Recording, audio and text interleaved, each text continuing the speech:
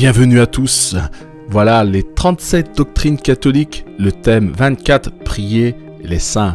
Est-ce que nous pouvons prier les saints? Est-ce que les saints qui ont été déclarés par l'Église catholique, est-ce qu'ils intercèdent pour nous?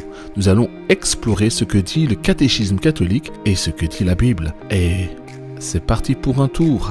Tout ceci est utile à toi qui es catholique si tu veux comprendre ce que dit le catéchisme et aller vers les Écritures. Prier les saints. Le catéchisme encourage les fidèles à prier ceux qui, grâce à leurs bonnes œuvres, sont déclarés saints par l'Église catholique romaine. Les témoins qui nous ont précédés, dans le royaume spécialement ceux que l'Église reconnaît comme saints, participent à la tradition vivante de la prière, par le modèle de leur vie, par la transmission de leurs écrits et par leurs prières aujourd'hui. Ils contemplent Dieu, ils le louent et ne cessent pas de prendre soin de ceux qu'ils ont laissés sur la terre. En entrant dans la joie de leur maître, ils ont été établis sur beaucoup, leur intercession est leur plus haut service du dessein de Dieu. Nous pouvons et devons les prier d'intercéder pour nous et pour le monde entier. Article 2683, page 662. Écoutez encore ce que dit le catéchisme catholique romain. L'intercession des saints, c'est bien le sujet. Étant en effet plus intimement liés avec le Christ, les habitants du ciel contribuent à affermir plus solidement l'Église en sainteté. Ils ne cessent d'intercéder pour nous auprès du Père, offrant les mérites qu'ils ont acquis sur terre. Ainsi, leur sollicitude fraternelle est du plus grand secours pour notre infirmité. Article 956, page 252. Vous voyez ? Donc, les pratiques catholiques de prier les saints sont basées sur cet enseignement qui n'est point la Bible, qui sont des déclarations humaines de gens trop intelligents pour se soumettre à Dieu. Écoutez, il nous faut commencer par définir le mot saint. D'après le catholicisme, c'est un membre d'un petit groupe d'élus qui, par leurs bonnes œuvres, durant leur vie, ont été désignés après leur mort par le catholicisme romain. En canonisant certains fidèles, c'est-à-dire en proclamant solennellement que ces fidèles ont pratiqué héroïquement les vertus et vécu dans la fidélité à la grâce de Dieu, l'Église reconnaît la puissance de l'esprit de sainteté qui est en elle et elle soutient l'espérance des fidèles en leur donnant comme modèle et intercesseur. Article 828, page 222. Selon les Écritures, cependant, quiconque est né de nouveau par la foi en Christ est saint. Paul écrit à tous les saints chrétiens, par exemple de l'église de Philippe. Écoutez ce que dit maintenant les Écritures. Paul et Timothée, serviteurs de Jésus le Messie, à tous les saints en Jésus-Christ qui sont à Philippe. Philippiens 1, verset 1. Beaucoup d'autres versets expriment la même vérité. À moi, qui suis le moindre de tous les saints, cette grâce a été accordée d'annoncer aux païens les richesses incompréhensibles de Christ. Éphésiens 3, 8. Là, ces textes sont là pour nous faire comprendre la compréhension biblique du mot sainteté. Jude 1, verset 3. Bien-aimés, comme je désirais vivement vous écrire au sujet de notre salut commun, je me suis senti obligé de le faire afin de vous exhorter à combattre pour la foi qui a été transmise aux saints une fois pour toutes.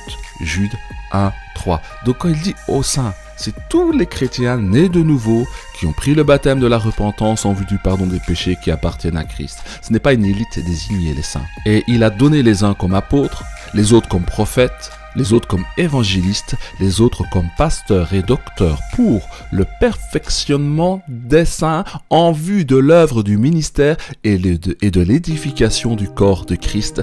Éphésiens chapitre 4, 11 à 12. Voyez, encore le perfectionnement des saints. Il y a beaucoup d'autres versets, si vous regardez à la fin, j'ai mis les références.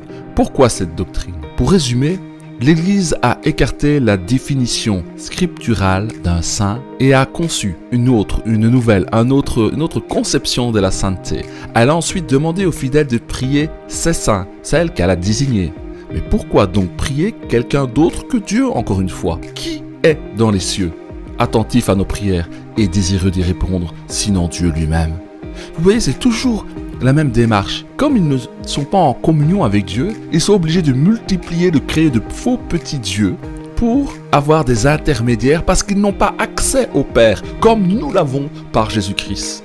Les saints, cette élite désignée par le catholicisme romain, sont-ils véritablement des intercesseurs? Écoutez, ces saints sont supposés ne pas cesser d'intercéder pour nous auprès du Père, déclare le catéchisme romain. Mais nous avons déjà vu que seul Jésus est intercesseur. Nous avons vu ça dans le module 19. Suggérer qu'il puisse en être autrement ne relève que de la tradition humaine. Voici un autre extrait du catéchisme concernant les saints. Car tout comme la communion entre les chrétiens de la terre nous approche de plus près du Christ, ainsi la communauté avec les saints nous unit à Christ. Article 957, page 252. Selon l'Église catholique romaine, prier les saints rapproche les fidèles du Messie. Hélas, vous ne trouverez ces doctrines nulle part dans les Écritures. Ce n'est qu'une autre tradition des hommes que ni Jésus, ni la Bible, ni les apôtres nous enseignaient. En fait, cette communion avec des morts ressemble étrangement à la nécromancie. Oui, à la nécromancie. Pratique sévèrement condamnée par la parole de Dieu. Regardez Deutéronome 18, versets 10 à 12. Conclusion. La question à laquelle vous devez répondre est la suivante.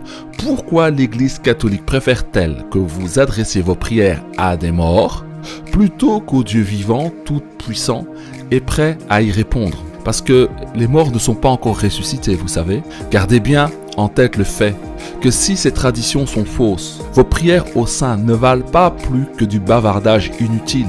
Au lieu de cela, si vous priez Dieu directement, vous pouvez compter sur de merveilleuses promesses bibliques. Hébreux chapitre 4 verset 16 nous dit « Approchons-nous donc avec assurance du trône de la grâce afin d'obtenir miséricorde et de trouver grâce pour être secourus dans nos besoins. » Si nous prions, c'est pour être secourus dans nos besoins.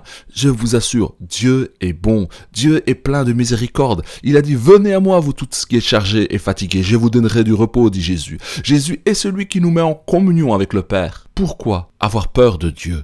Pourquoi chercher d'autres moyens d'accéder au Père que celui qui a été établi par le Père, c'est-à-dire le Fils? Sur ce, à bientôt, que la faveur et la grâce dans la vérité révélée en Jésus-Christ vous soutiennent en toutes choses.